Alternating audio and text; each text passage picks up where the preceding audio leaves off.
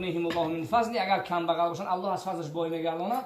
وقتی که مفسرین کرام میگن که خانه شما کدام فقیری وقتی که مسلمان از خواستگاری آمد شما نگه که این فرزند مرا خورانده و پوشانده و نگاه و بین کرده میتونه یا نه. این بایشیدن دست الله است. کم بغل کردن هم قدرت الله است. انسان‌هایی که به خلطه طلا داشتن این روز دیا بردن زار هستند. اما انسان‌هایی که هیچی نداشتن این روز چی بای به دولتن.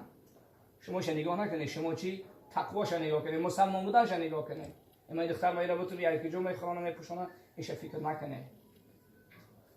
حتی حضرت ابوبکر صدیق رضی الله عنه عبدالله بن مسعود میگه التمسوا الغنى فی النکاح، شما باید در نکاح طلب کنید. الله میگه یکونوا فقراء یغنیهم الله من فضله.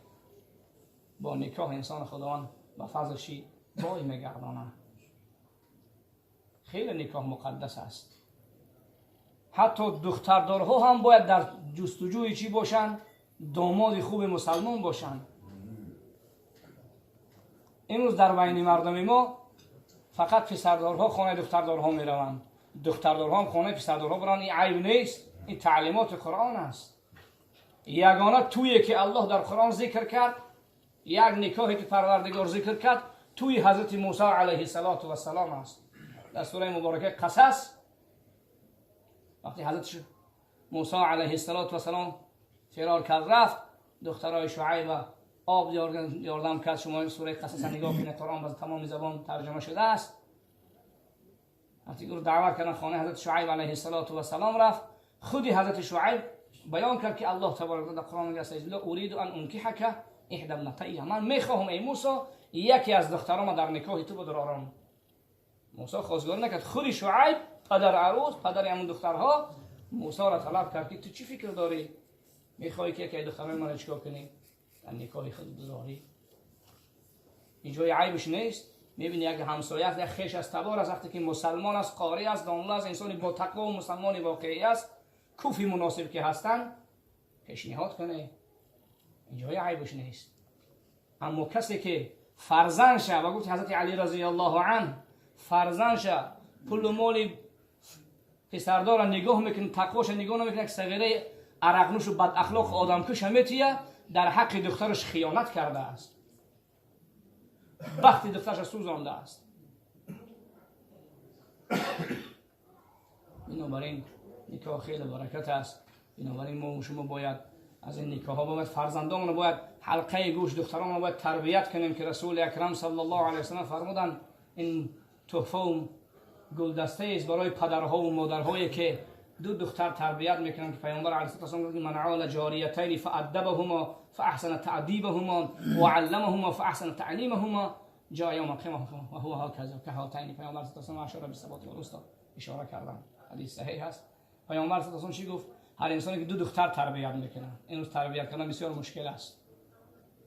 دو دختر تربیت میکنه، بابایا و کمال میرسانه، اونها را از خردی از 3 سالگی با موافقی گفت رسول اکرم صلی الله علیه و آله افتحوا صبیانکم اول کلمه بلا اله الا الله. فرزندانشون وقتی قبل زن نشوند اونها را کلمه توحید با زبانشان باید بگشایید. کلمه لا اله الا الله محمد رسول الله باید در زبانشان باید جاری باشه. الکی 3 سالش از 3 سالگی 7 سالگی نماز، تعلیمات ضروریات دین، هستی خدا، باوری به خدا، باوری به جنت و دوزخ، باوری به ملائکه ها، باوری به پیامبرها و کتاب ها.